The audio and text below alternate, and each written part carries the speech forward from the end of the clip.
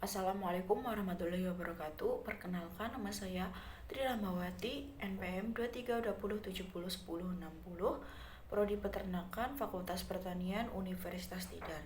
Di sini saya akan membahas tentang apa itu asam organik. Asam organik adalah senyawa organik yang memiliki derajat keasaman. Jadi, senyawa organik itu memiliki pH kurang dari 7. Asam organik adalah senyawa organik yang bersifat asam.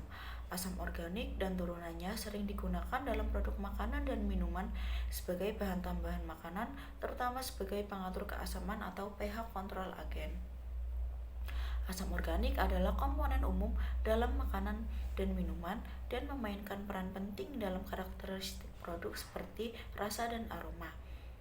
Asam organik ditemukan di banyak produk makanan termasuk buah-buahan, keju, dan berbagai minuman seperti jus dan anggur. Asam organik adalah senyawa kimia yang mengandung gugus karboksil atau gugus asam lainnya dan umumnya berbasis karbon. Asam organik banyak ditemukan di alam, terutama dalam produk alami seperti buah-buahan, sayuran, susu, dan dalam proses metabolisme organisme. Mereka juga memiliki berbagai aplikasi di industri, farmasi, dan dalam kehidupan sehari-hari. Asam organik memiliki beberapa karakteristik yang membedakannya dari senyawa organik lainnya. Berikut adalah karakteristik penting dari asam organik. Yang pertama adalah memiliki gugus karboksil.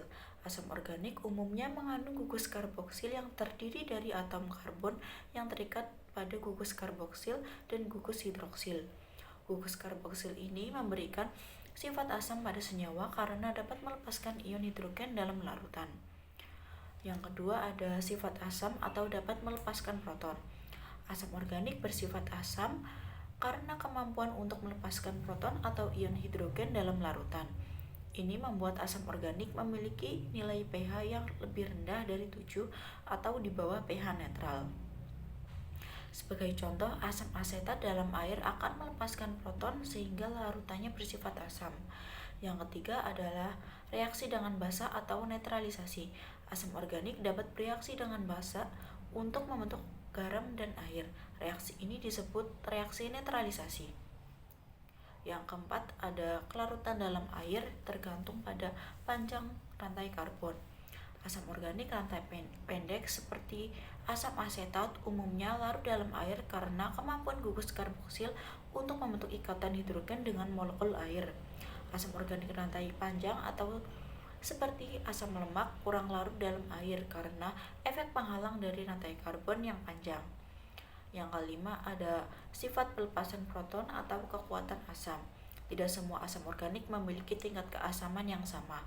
Asam yang lebih kuat seperti asam asetat lebih mudah melepaskan proton dibandingkan dengan asam yang lebih lemah seperti asam benzoat.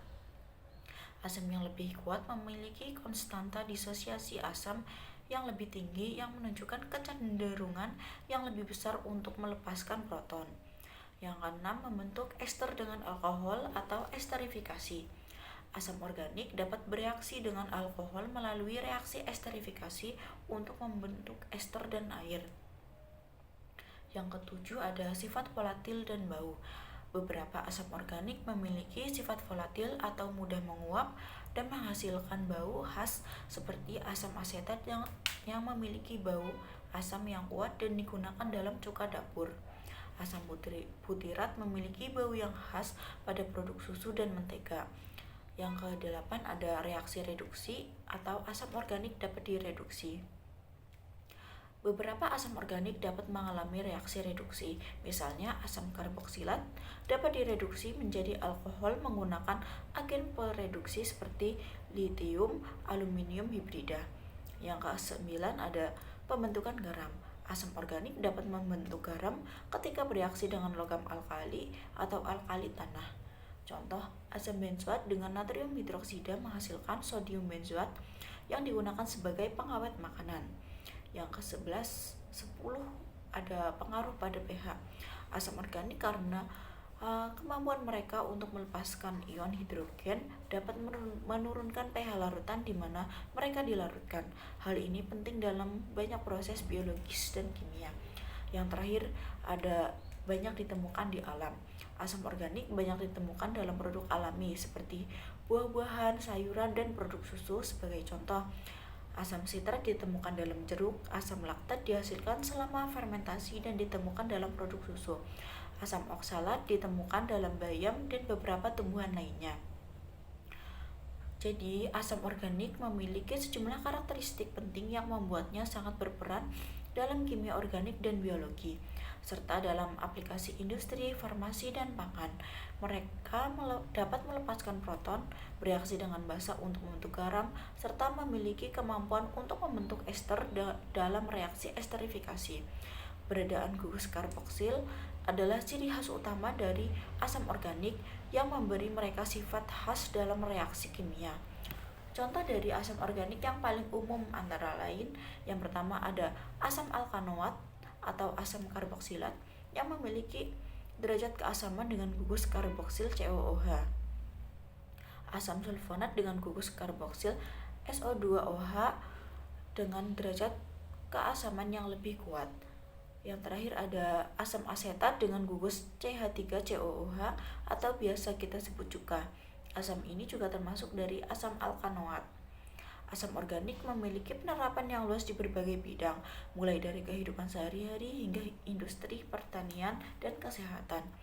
Berikut adalah beberapa penerapan penting asam organik berdasarkan jenisnya. Yang pertama, dalam kehidupan sehari-hari. Ada asam asetat atau asam etanoat, digunakan dalam cuka dapur untuk memasak, pengawetan makanan, dan pembersihan. Ada asam sitrat digunakan sebagai pengawet dan pemberi rasa dalam minuman ringan dan makanan olahan.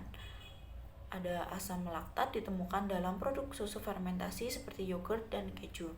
Yang terakhir ada asam benzoat digunakan sebagai pengawet makanan, terutama dalam minuman bersoda dan saus. Yang kedua dalam industri. Yang pertama ada dalam industri farmasi, ada asam salisilat digunakan untuk membuat aspirin dan produk perawatan kulit. Yang kedua ada asam asetat digunakan dalam sintesis obat-obatan. Kemudian dalam industri plastik, asam tereftalat digunakan untuk membuat polietilen tereftalat dalam botol plastik. Lalu ada industri tekstil, asam format digunakan untuk proses pencelupan kain. Yang terakhir dalam industri kosmetik, asam laktat dan asam glikolat digunakan dalam produk perawatan kulit untuk pengelupasan sel kulit mati. Yang ketiga dalam pertanian, ada asam propanoat digunakan sebagai pengawet pakan ternak untuk mencegah pertumbuhan jamur. Ada asam asetat digunakan sebagai herbisida alami untuk membasmi gula. Ada asam oksalat digunakan untuk menghilangkan noda karat pada alat pertanian.